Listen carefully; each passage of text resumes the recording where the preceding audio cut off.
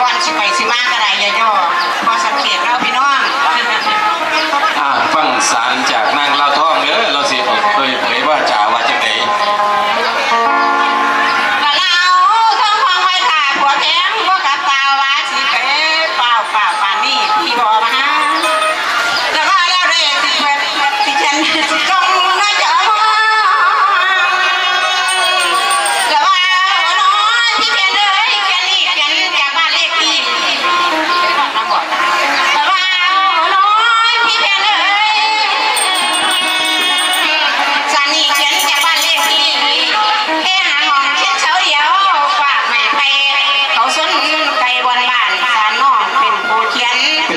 ส่งไล่ไปเป็นว่าส่งจดหมายไปกระเพาะสวอะไรคิดทำคันนิ้วนอถึงเท้ากระเพาะพ่อข้าไว้แล้วสันตาผู้ว่านาดฝ่าดักซ้อนใส่ถ่ายนั่งสิได้ขันทานทวนแล้วว่าโอ้น้อพี่เพียนเลยพี่เพียนเจ้าผู้ว่าโลเบี้ยวเจ้าผู้เจียวไหลคนเจ้าผู้ล้มว่ามีผลขาดแต่ผลจนเสียลงเจ้าผู้ล้มบ้านกองไม่ต้องแก่เรียกเขาปลาละสร้างมามายองดีกันน้องวันเดียวน้อละตัวให้นางข้อมูลละนางซองละก้อยทางป้านางซองพวกนี้คำพูดว่าในนอกซองเลยว่าอย่างนางเนี่ยน้องคนโตตัวให้นางโซ่ไข่หนาวไหนไข่ว่าสวงขันบ่เห็นหน้าที่ตายที่คันดีถ้ามันเป็นมนมือนี่ก็หาว่าแม่นน้องบุญไหล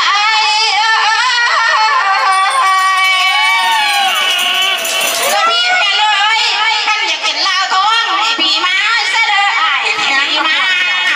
ขันยามนอนและแม่เราท้องมาสีคอยเดี๋ยวเฝ้าดีนะพี่เพียนเดี๋ยวพวกชี้งานกันก็มีวันท้องนะช่วงนี้เราท้องเป็นสารถึงพี่เพียนแล้วนะคะพี่เพียนค่ะพี่เพียนสมก็เป็นคนแทนมาดีอื่นมาเป็นผู้สร้างสารสิเข้าไปได้บาทเนี่ยคุณแพทย์ได้รับสารแล้วค่ะสี่ท่านั่งเราต้องกลับบ้านมาหานางวันอาจารย์ทวีหัวไอ้สารด้วยเสียงทุกอย่างก็เป็นคุณสร้างไอ้สารเนาะโอ้ยน่าว่าได้กันสันเซ่ไม่ยำทำใจสักทียำทำข้าวก็ไม่พาคนเท้ามาอยู่ดงดำฝากไว้วางให้เจ้าผู้มาห้องตามห้องตามจะทำไปยังกันที่รู้ที่พี่บางหางและจิตกันข่าวแล้วบางไงก็ดิ้งไปไรสอนแล้วบางไงก็ดิ้งไปไรสองทางจะได้น้องตักหวังของลำโอ้ขอกำกุศลจำลือดีโอ้ขอกำกุศลจำลือดีพี่น้องนี่แม่คอยไอ้ว่าเป็นคนไอ้เป่าคอยอยู่ในหลักของคำพูดชื่อรักเลยตัวเนี่ยคอยละคอยพี่จึงรักษาคุณหน้าแนวหงก้อนยำเศร้าผู้ชมก้อนยำเศร้าไปครับพอดีมาหอดบ้านกินเอาทองมาได้บ้านพี่แผนทางมาบ้านนะเอาทองมาได้บ้านกระทองว่าจะได้บ้านในมาห้านบ้านบักคุณแทนหรอกเดี๋ยวก็ชอบกันนี่นี่พี่น้องเขาก็หาอะไรมากันนะโอ้อันว่าจังไหนลาทองหนองมีบอกว่าจังไหนลาทองหนองมีอายุ78เลยเนี่ยมาเบาให้อีวันท่องเลือดเลียนแต่นอกบัดโอ้ยไปเพราะเป็นของคุณแผนผู้ใหญ่อันนี้ท้องเป็นแล้วนะคะมันท้องเป็นกันเราท้องแล้วนะคะเราท้องกันอย่างนี้แล้วน้องว่าพี่แผนเนี่ยมันเห็นนี่ยังดูดีวันทวงน่ะมาหอดบ้านหอดศอกแล้วขึ้นอีกเก่งเต่งเนี่ยมันสร้างไม่ยังดูพี่แผนมาหอดบ้านแล้วว่าจะไม่อิ่มเต่งในบ้านเจ้าของโอ้ยก็อย่างเดี๋ยวนี้เด็กมันขึ้นหายคอยหายแน่ครับแล้วฟังเสียงไอ้เปล่งๆผมนึกว่ามันก็เสียงไทยโอ้ยเสียงแม่ขมุดมาครับเลยเนี่ยจังไรได้หน่อยมาเนาะหาอย่ามาหาเลยพี่แผนเขาจะพอจะบอกค่ะพี่แผนได้ผู้ใดมาได้พ่อโอ้ยพี่แผนเด็กของฝากของตอนพี่น้องอาจารย์คอยเข้าไปจะได้เป็นผู้แทนใหม่แล้วมึงได้กองของเขาเศร้าๆอย่าเฝ้าว่าคุณแผนเนี่ยแตกแล้วอีลาวทองคุยวันทองสิมาค่ะอีลาวทองอี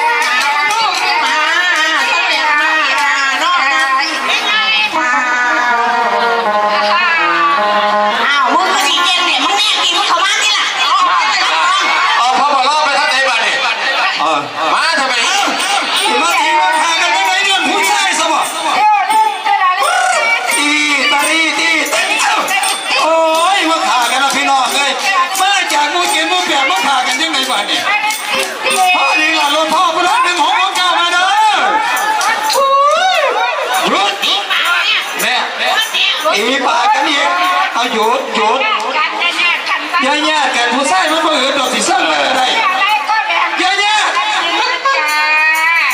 แยกกันเลย ว่าจังไหนจี้จี้ โอ้ย